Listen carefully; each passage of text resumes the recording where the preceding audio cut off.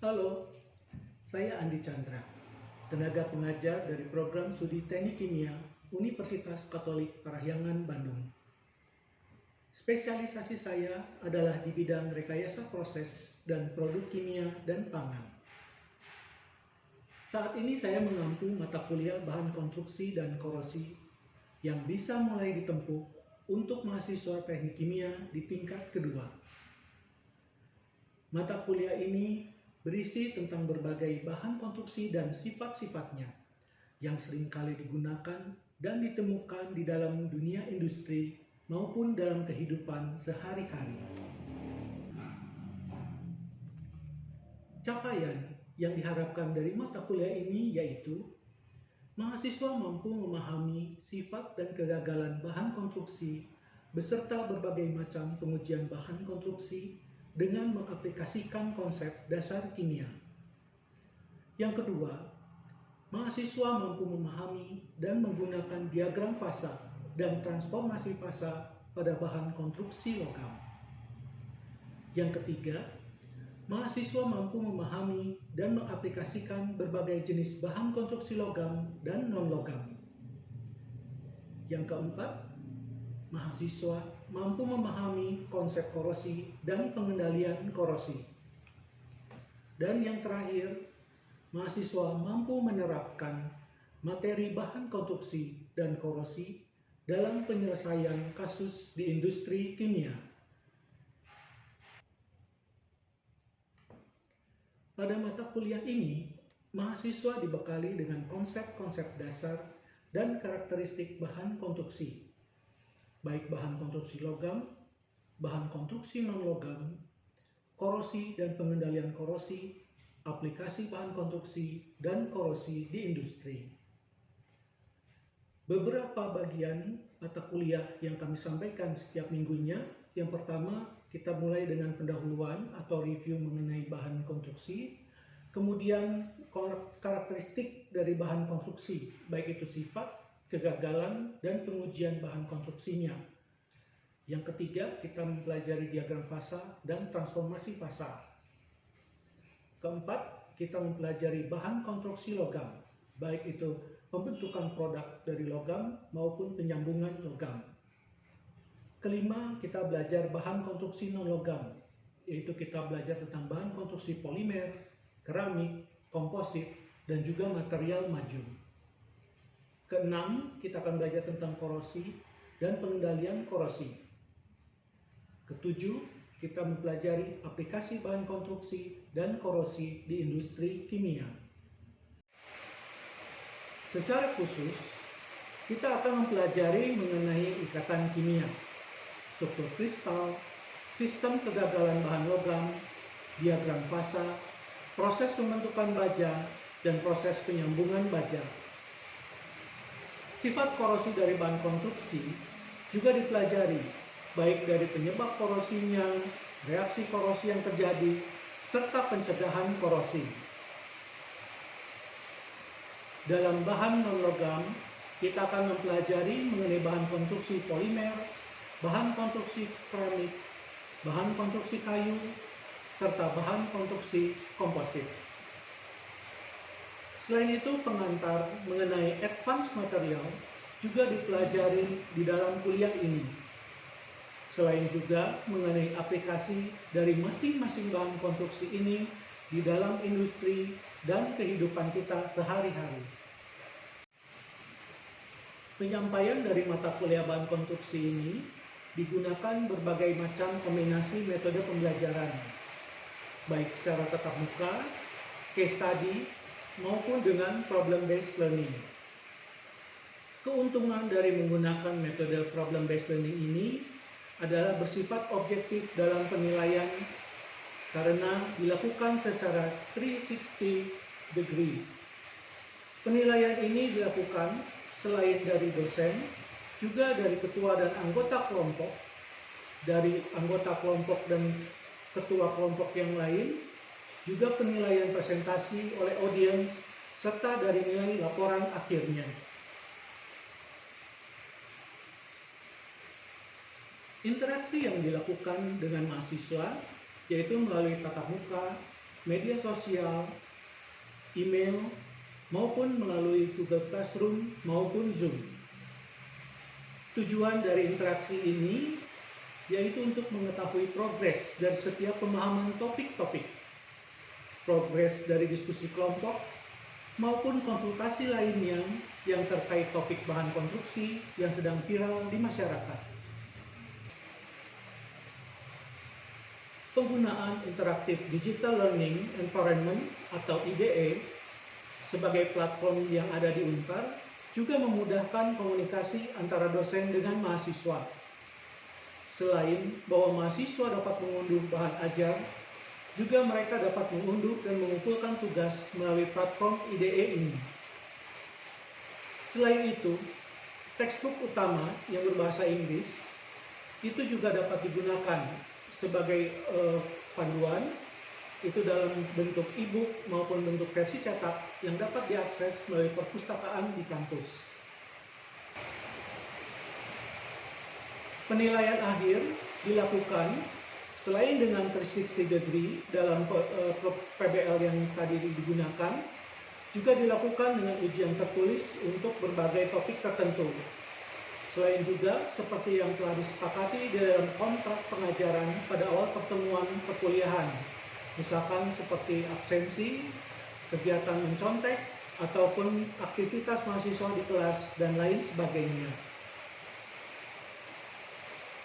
Berikut, mari kita lihat proses pengajaran yang saya lakukan dalam kelas mata kuliah Polimer pada pertemuan ke-9 dalam mata kuliah bahan konstruksi dan korosi. Selain proses perkuliahan dengan cara PBL, kita juga akan melihat beberapa proses diskusi kelompok yang dilakukan mahasiswa dalam PBL ini. Jadi kalau sebelumnya kita sudah belajar bahan logam, kini kita akan belajar tentang pengenalan bahan non-logam. Nah, di sini tentang polimer. Nanti kita ceritanya akan lebih banyak yang umum saja, karena ini bahan sudah ada di IDE. Kita tinggal baca, kemudian nanti setelah itu kita akan diskusi di dalam kelompok dengan model PBL. Seperti itu kurang lebih. Jadi ini saya akan memaparkan secara singkat ringkasannya, kemudian masing-masing masuk dalam kelompok, berdiskusi, memecahkan problem yang ada, kemudian presentasi. Seperti itu. Jadi ini lingkup bahasannya, kita akan melihat tentang definisi polimer, karakteristik, macam-macam polimer, proses pembentukan, bahan aditif, kemudian material maju polimer. Ini sekilas saja, semuanya tinggal bisa dibaca di buku dan bahan-bahan yang sudah ada di IDE. Jadi polimer itu sangat banyak sekali macamnya, dia bisa berubah.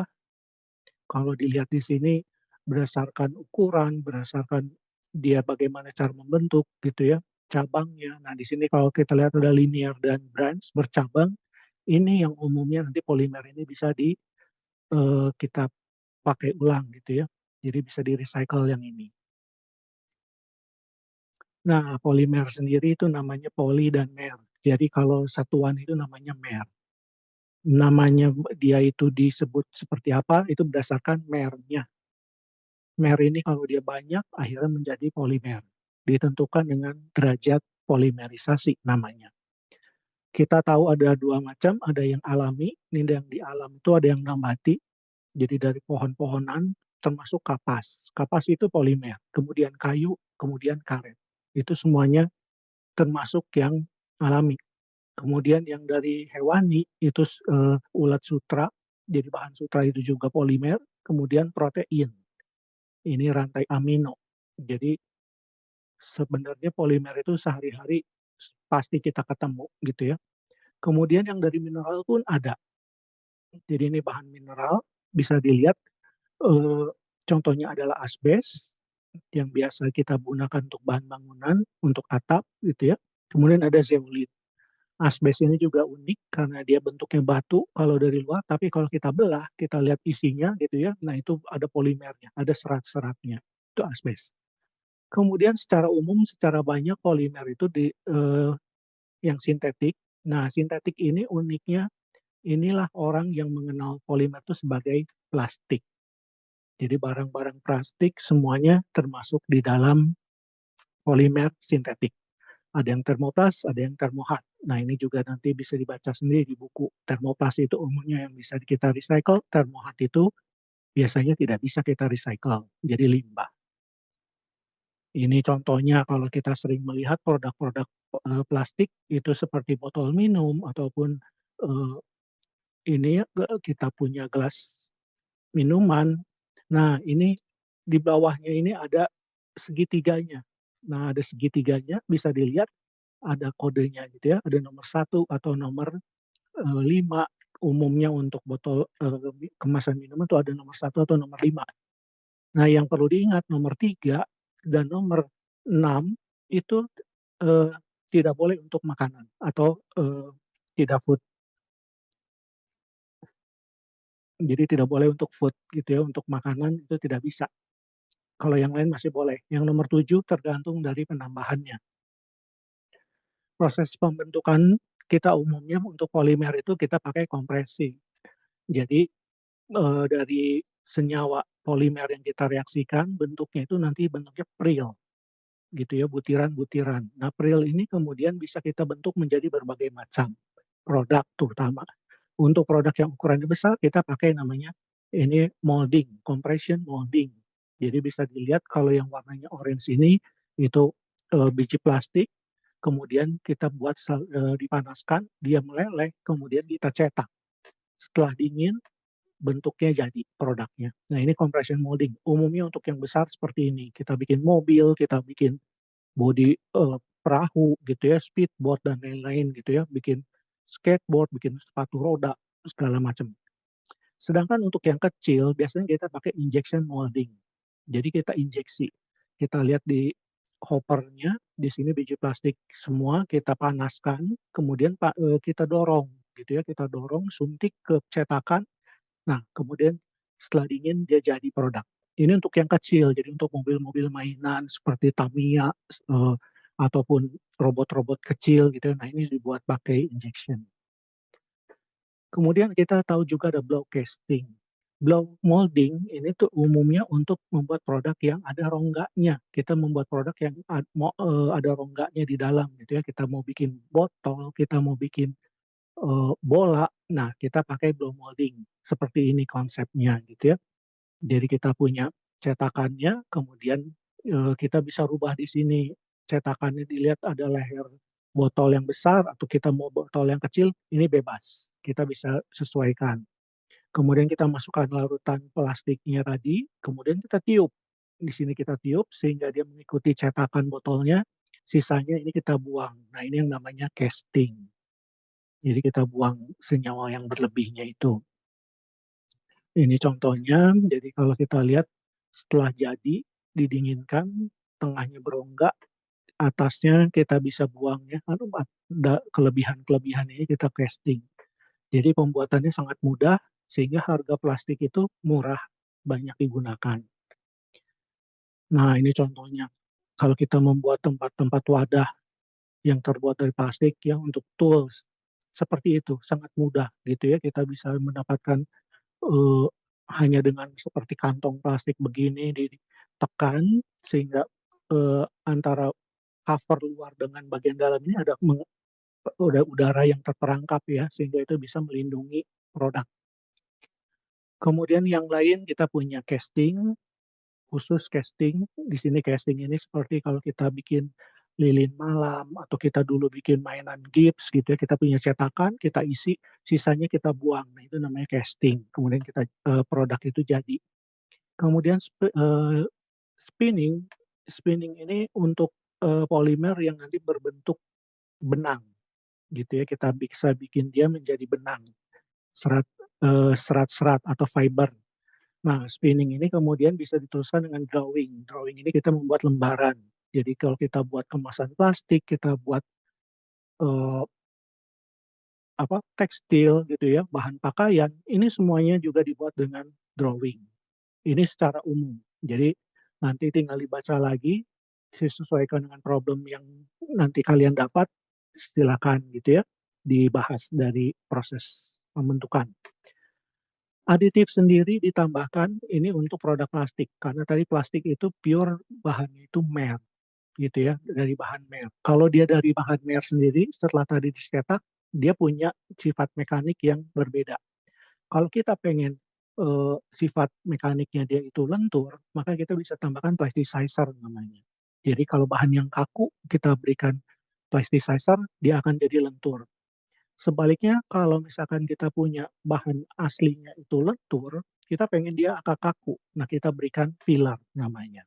Filler ini juga bermacam-macam, ada gips gitu ya, kapur dan sebagainya. Kemudian ada stabilizer. Stabilizer ini digunakan, terutama untuk tahan, produk polimer kita ini tahan terhadap UV.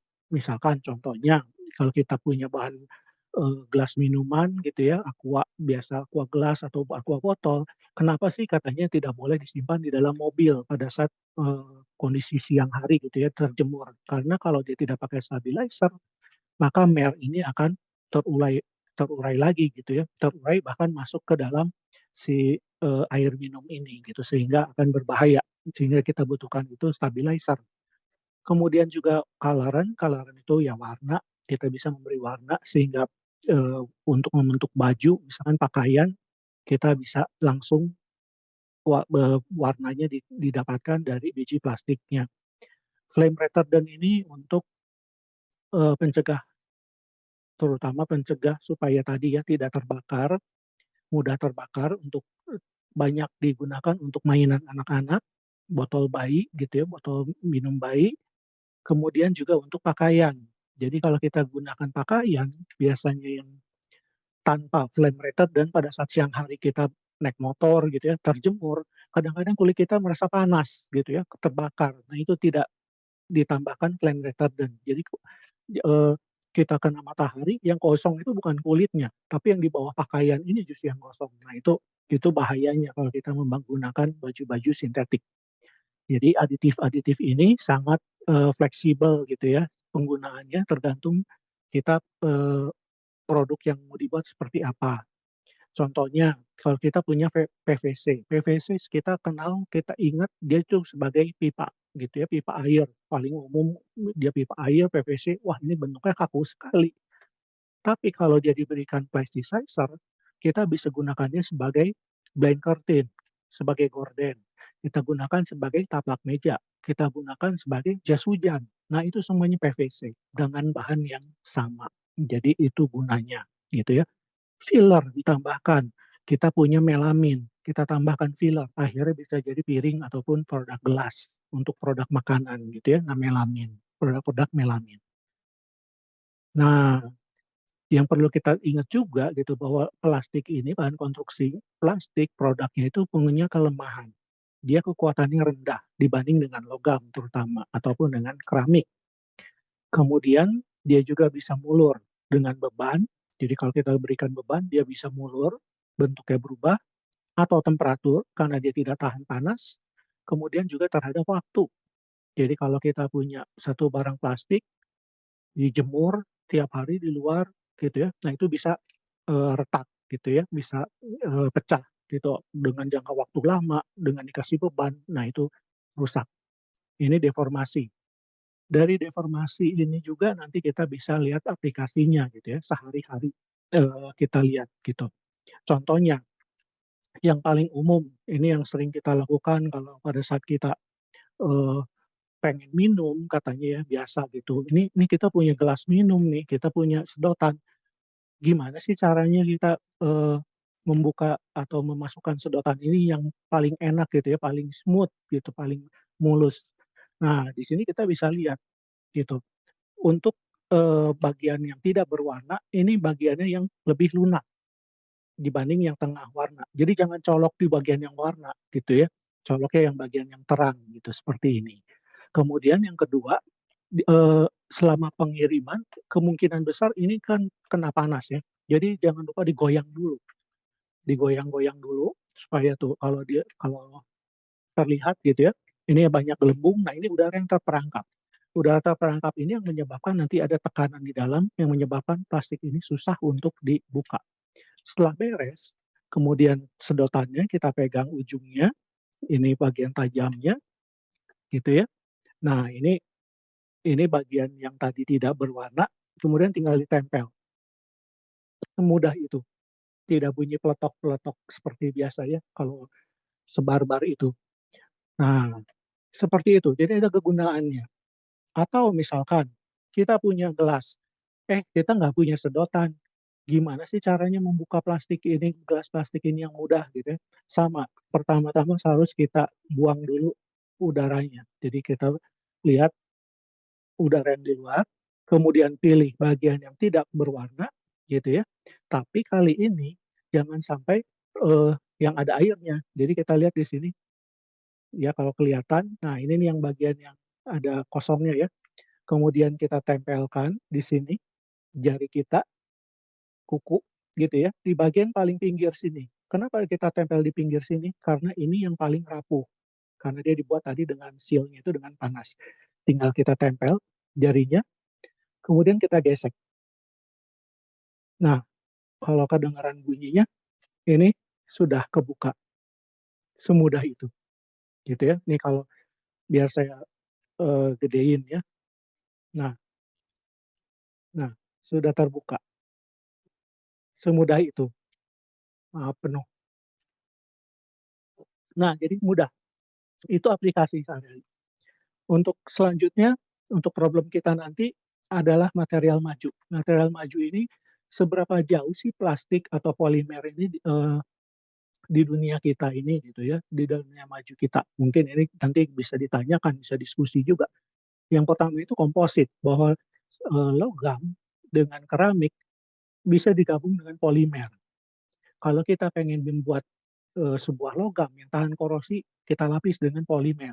Kalau kita pengen membuat, polimer yang bisa menghantarkan listrik, kita berikan dia logam, seperti itu.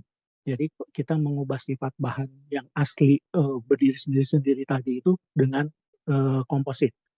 Yang kedua, material maju yang paling sering kita kenal juga namanya Kevlar. Kevlar ini baju anti peluru untuk pelindung ya, biasa kalau di film-film kita lihat baju anti peluru.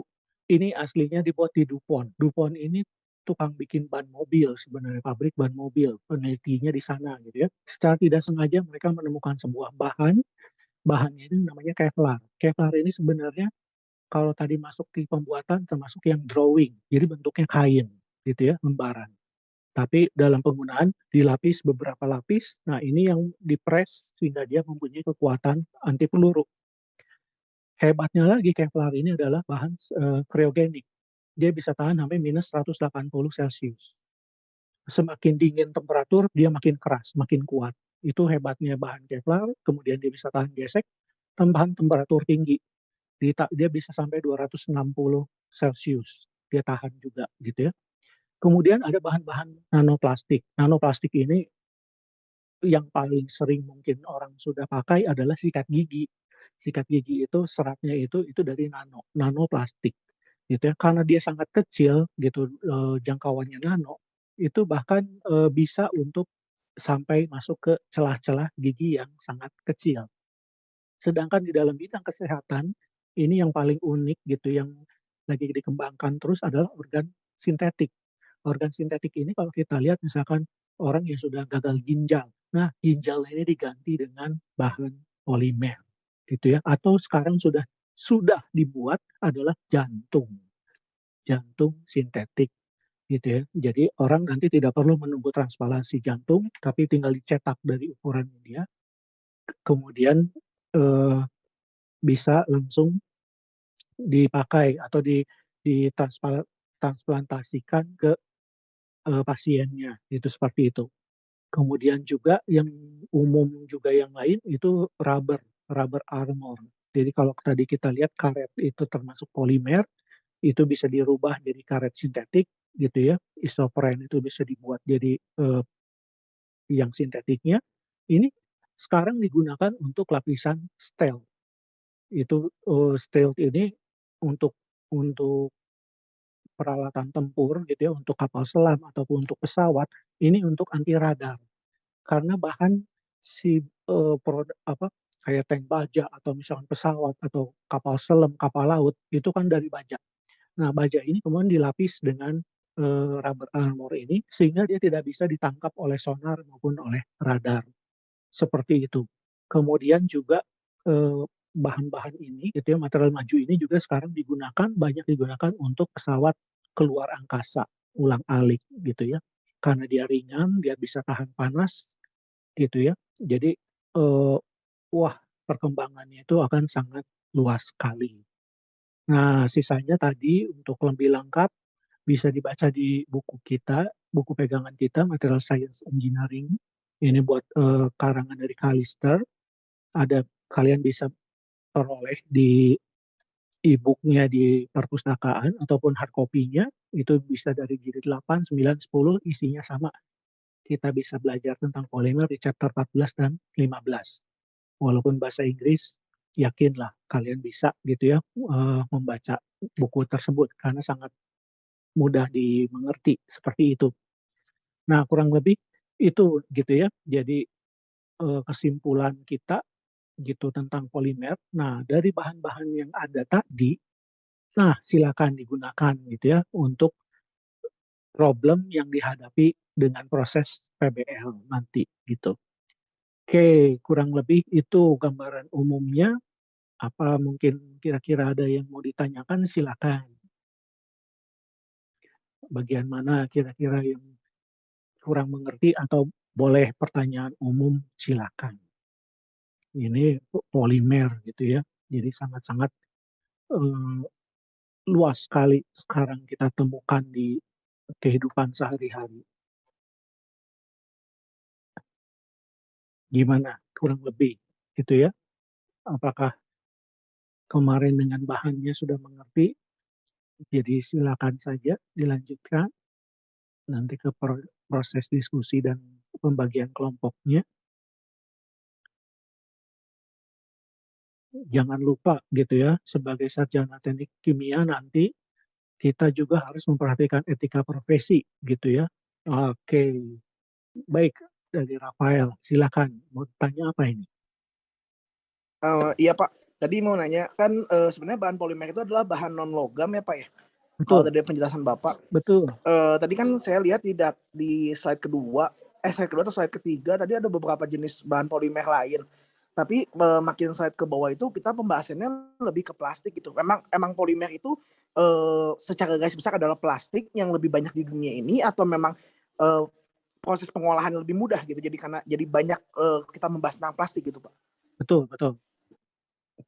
Baik, jadi memang, secara umum kalau kita lihat di sini gitu ya, kalau yang dari alam otomatis tadi ya, jadi kita sebagai sarjana teknik kimia itu etika profesi kita tidak membuat produk yang mencemari lingkungan gitu ya, atau tidak membuat beracun, membahayakan manusia, juga menjaga keutuhan lingkungan, sustainability. Nah, kalau kita lihat untuk polimer tadi yang di alam terutama gitu ya, baik itu kapas, kayu, dan karet, itu kan umumnya, sekarang berkurang gitu ya. Sehingga kalau kita bahan konstruksi, kita memang ada yang pakai kayu, tapi kayu sendiri jumlahnya sudah mulai terbatas, sehingga kadang-kadang otomatis sekarang kadang-kadang kayu pun kita olah menjadi tadi komposit, misalkan gitu ya. Jadi dari kayu kita gergaji, serbuknya itu kemudian kita kumpulkan, kita tambahkan lem, lem ini sendiri adalah polimer gitu ya, kemudian kita press, dia jadi papan hardboard. Nah, itu pengganti kayunya.